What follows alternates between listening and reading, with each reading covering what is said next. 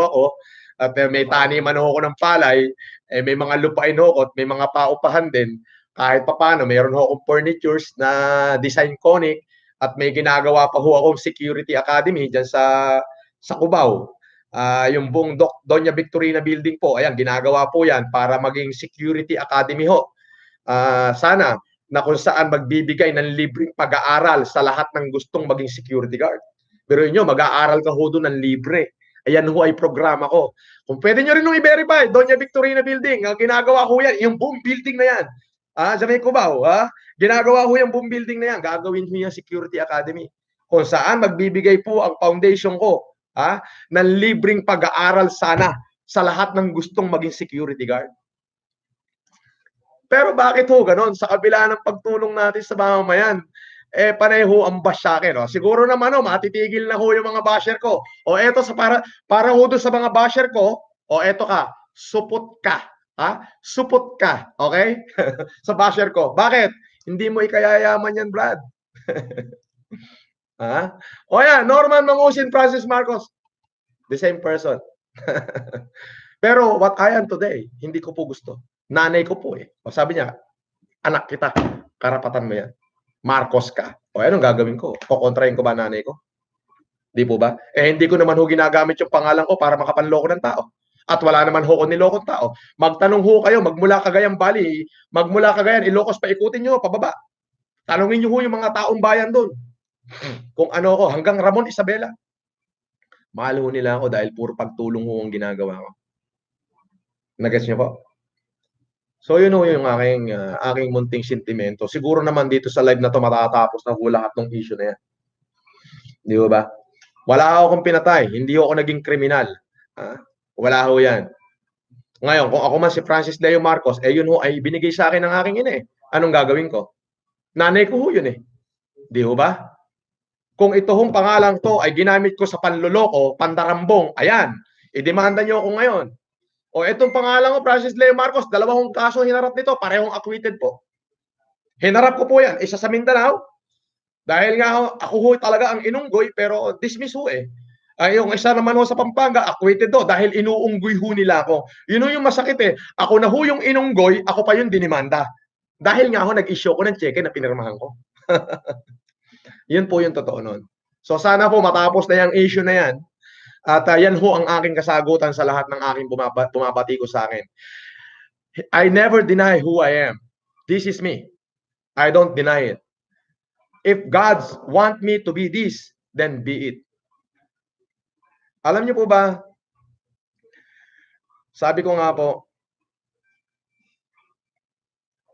hindi ko po kailangan na yung aking pangalan na maiukit sa kasaysayan.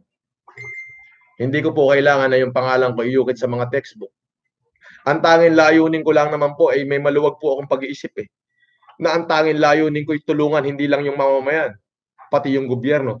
Alam niyo po ba yung epidemic natin ngayon? Itong pandemic na po nangyayari, hindi po natin alam kung saan matatapos. Ako po yung nanonood sa video ng ating Pangulong Duterte. Na ang ating pong Pangulong Rodrigo Duterte naglabas ng 200 million something. Hindi ko po eksakto, baka magkamali ako na sasabihin. 200 billion something. Pero sinabi niya, this is not enough. Ano po ang mangyayari? Tapos nakita ko po yung mga hinuhuli na nagbabarikada ng mga tao sa gitna ng COVID. Di po ba? Yung mga kababayan natin nagugutom na hindi na makakain, ano ang gagawin ko? Sabi ko, kung may maitulong, hindi ko po kayang tulungan ng mga Pilipino. Lahat hindi ko po kaya. Kakunti lang ang pera ko para sa pangkalahatan. Pero kung yung isang tao lang ang susunugin ko ng pera, isang tao lang, ay masusunog ko yung taong yon. Pero kung lahat ng Pilipino hindi ko kaya. May isa pa nga akong vlogger, ang pangalan ni Siyang Gasa, nagsunog ng pera, ayan, kupal ka. Ay nangyari sa'yo, binash ka tuloy ng tao. Alam mo, pwede kang, advice ko sa'yo Siyang Gasa, pwede kang mahalin ng tao dahil sa paggawa ng mabuti. Pero alam mo, para sumikat ka, gagawa ka ng katarantaduhan, aaminin mong ikaw is scammer para lang sumikat ka, ay hindi maganda yun. Alam mo, kung ginawa mo dyan sa pera sinunog mo, ay pinapalit mo ng peso, pinadala mo sa isang nagugutom na pamilya na nasunugan dito sa Santo Domingo, sa Quezon City, yung pamilyang matutulungan nun, nakaukit yung pangalang Siyang Gasa sa puso nun, habang nabubuhay yun. Ngayon, inuulang ka ng bash. Di ba? Yun po yung sa akin. Alam niyo po, ang gusto ko lang naman po ay upuan sa langit eh. Yun lang ho ang gusto ko, yung upuan sa langit. Hindi ko kasi alam, minsan sumasakit na ho yung puso ko. Baka ako biglang atakihin eh. Pag namatay ako, di, at least meron ho akong upuan sa langit. Para ho dyan sa mga politiko, yun sa akin ho ay challenge lang. Hindi lang naman para sa inyo, para din sa mayayaman. O at sa buong Pilipinas. Ngayon, kung ikaw naman yung politikong may ginagawa, ay hindi ka ho dapat mapikon sa akin at hindi ka ho dapat magalit. Sapagkat yung sa akin, challenge lang ho yun eh. Ang dami nga ako sumagot eh. Meron pang John Luis Laurason, nagbigay ng 500 kabambigas. Meron pang MC Emyeng, nag-donate ng 500,000. Meron Mano Marcela, nag-donate ng 3 milyon. Meron pa si yung announcer po, si Kadani Oro. Oh, nakita nyo, ibig sabihin, ginigising ko lamang po yung mga natutulog na bayani. Sa ngayon, hindi po ako nagbe-benefit, kundi yung mga kababayan natin.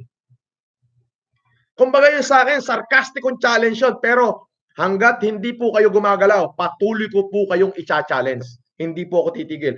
Sabi ko nga po, limited po ang resources ko.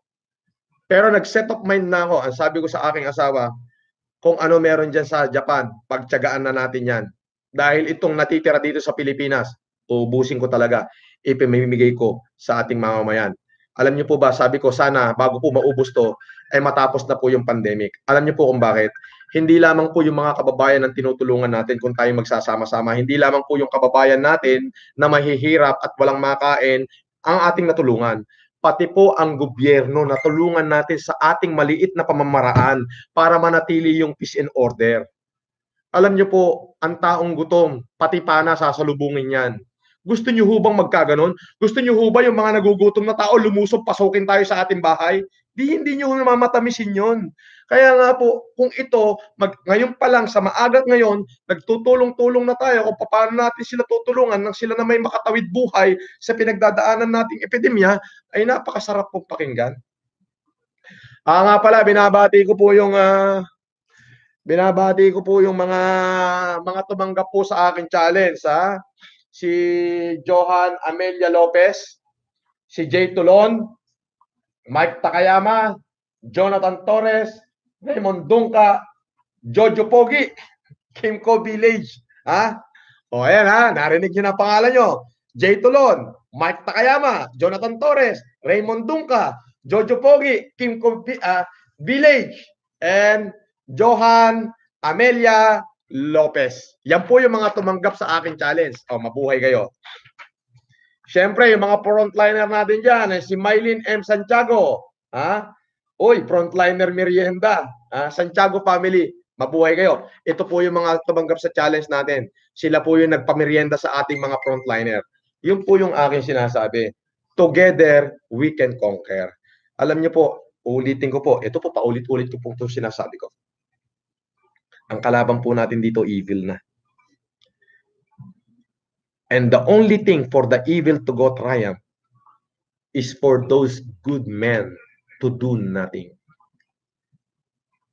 Sarcastic po yung ginawa ko, but I'm just trying to awaken the hero inherent to every good man out there to come up and help our fellow countrymen from their misery and suffering. Arnel Mix. Wow! May Apari Cagayan po. Arnel Mix, ha? Oh. Arnel Miguel. Mix Miguel. Apari Cagayan. Ha? Desiree Bansil. Ken Mantelo. Mabuhay kayo lahat. Yan po yung mga mabubuhay na tao. Tumanggap ng challenge ko, ha? Nakapost na po sa Facebook yan. Ay, and ito, happy birthday kay Richard Tuason, ha? Oh, Richard Tuason, ha, nag-share ng blessing kasama yung kanyang asawa, ha, na si Deli Marie Biernes. Birthday po niya, pero tinanggap niya yung challenge ko, ha, para makapagbigay sa mamamayang Pilipino. Ayan po. Ayan. Alright. Once again, wala akong pwede sabihin sa'yo. Mabuhay ka, Richard Tuason, ha? Happy birthday. Ha? Oh, eto pa matindi. Sayas family. Tinanggap yung challenge ko, mayayaman challenge, Cagayan de Oro City. Ayan! Sayas Family, tinanggap ang Mayayaman Challenge, Cagayan de Oro City. Magkaisa. Hashtag ousted COVID-19. Hashtag Team Macdo. Hashtag Francis Leo Antonio Marcos. Challenge accepted. Mahasel Kabantak Sayas. Sayas Family, mabuhay. Puro mga barako yan.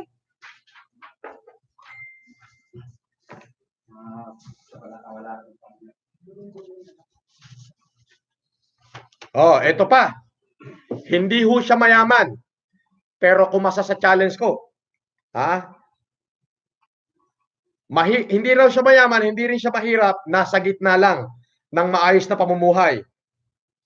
100 piraso ng repack relief goods. Quezon City, si David Adon.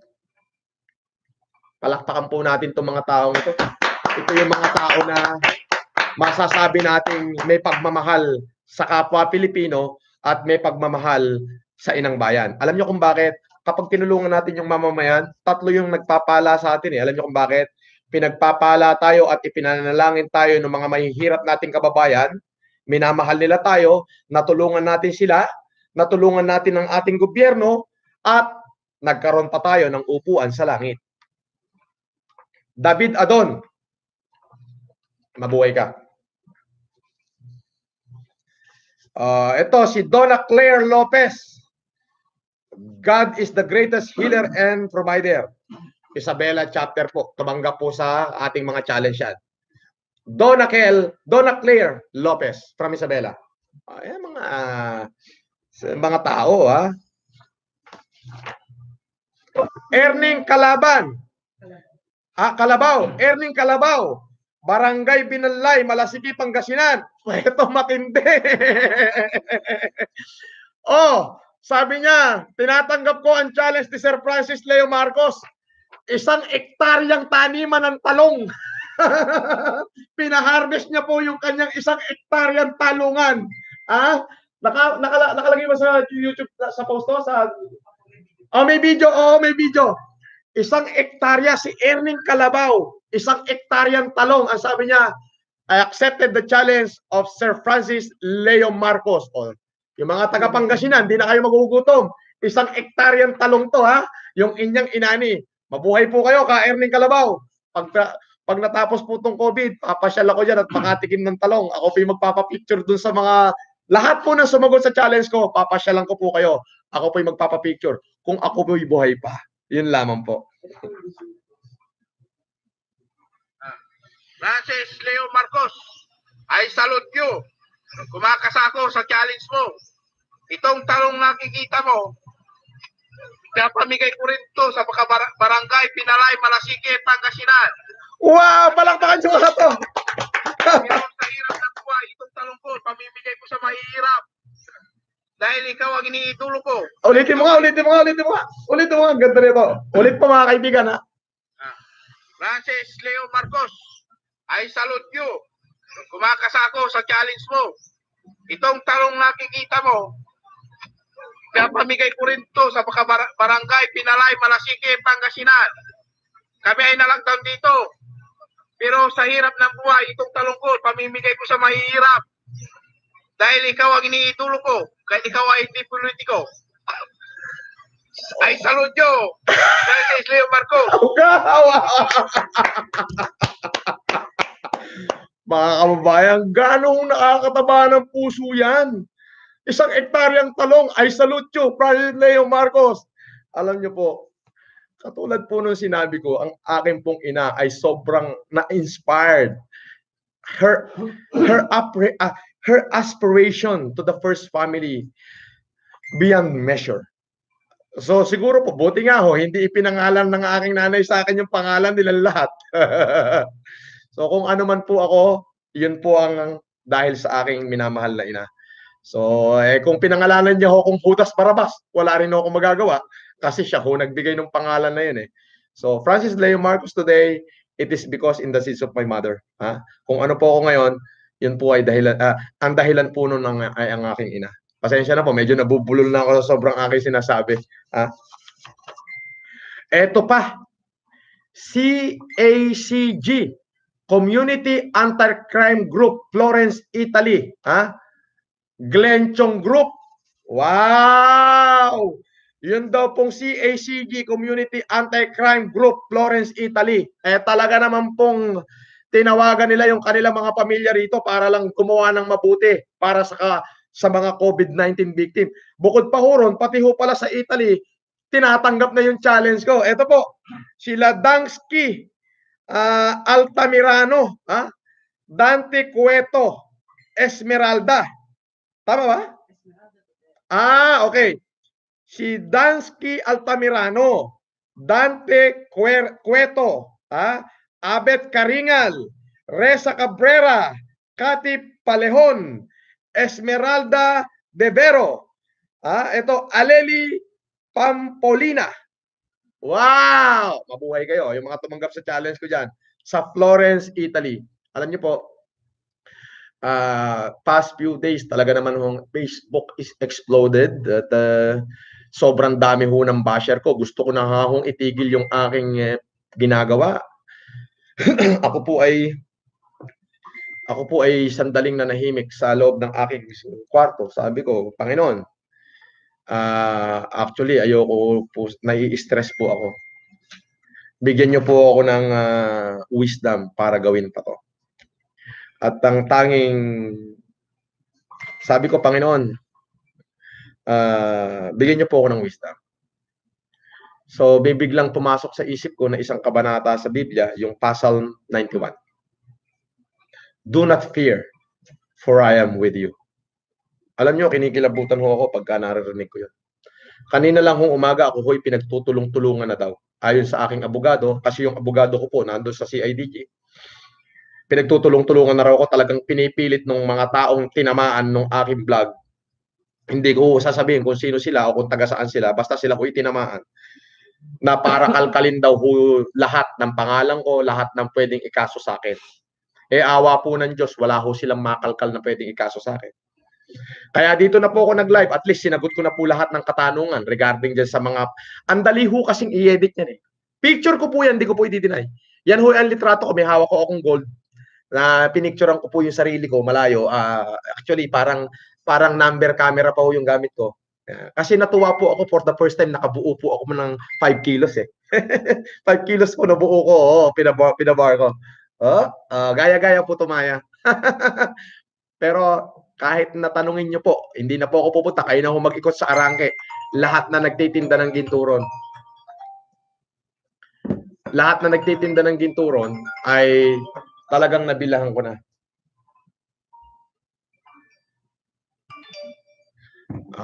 You know, at kanya po kasi pag may pera ako, bumibili po ako ng gold kasi tumataas, bumababa po yan eh, tumataas, bumababa.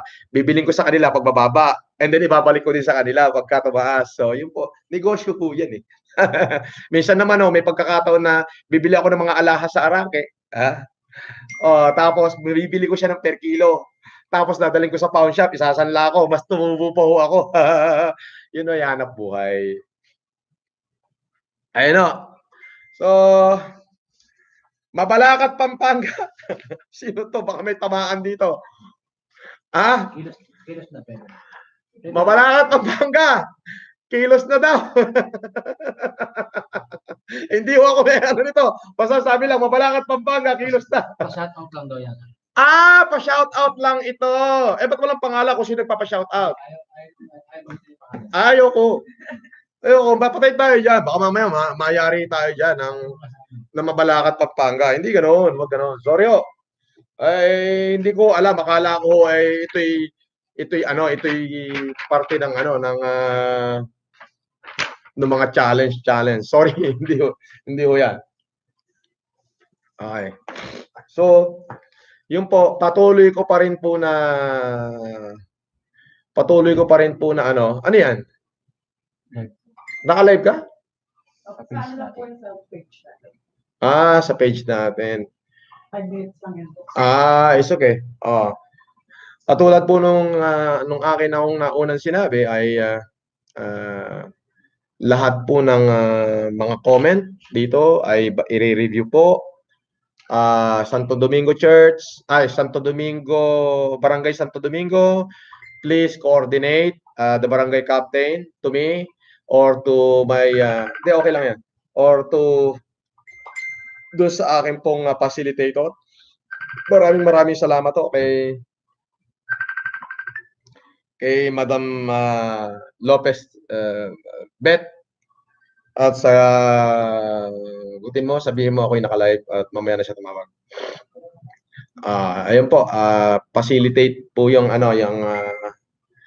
ma-facilitate na po yan. Kaya nga po, nakita po namin doon sa comment sa YouTube channel na marami daw pong nasunugan dyan sa Barangay Santo Domingo. Kaya po, Barangay Santo Domingo, mabuhay ka at tutulong po ako dyan. Hintayin niyo po yung aking tulong dyan. Darating po yan. Ganun na rin po doon sa mga may nagpadala po ng concern dito na yun daw hong PPE, hindi ko po maintindihan o saglit lang. Babasahin ko po. Ito po ay galing mismo kay Ma'am Beth. Okay. Ay nga pala, binabati ko yung aking kaibigan, ha? Yung aking kaibigan, ito po, kaibigan ko na to, pambansang koronel, ha? Kaibigan ko talaga to. 20 taong ko ng kaibigan to. Totoo po yan. As in, 20 taon na. Ito po ay katitinyente-tinyente pa lang nung kaibigan ko na. Ito'y nakakakilala sa akin. Pwede nyo hong i-verify sa kanya kung sino ako. 20 taon ko na itong kaibigan. Yung pambansang koronel, Coronel Reynaldo Magdaluyo ng Manila Police District. Parang kapatid ko yan. Mabuhay ka, Ray! Palakpakan nyo si Ray. Ayan po, ha? Yan o ay pambansang polis. Col Reynaldo Magdaluyo. Mabuhay ka. Yan. Yan po talaga, 20 taon ko na pong kaibigan yan. Pero nyo po, 20 years ko na siyang kaibigan. So ano ibig sabihin nun? Musmus pa ho ako. Ako na si Francis Leo Marcos. Di ho ba? Musmus pa ho ako eh. Alright.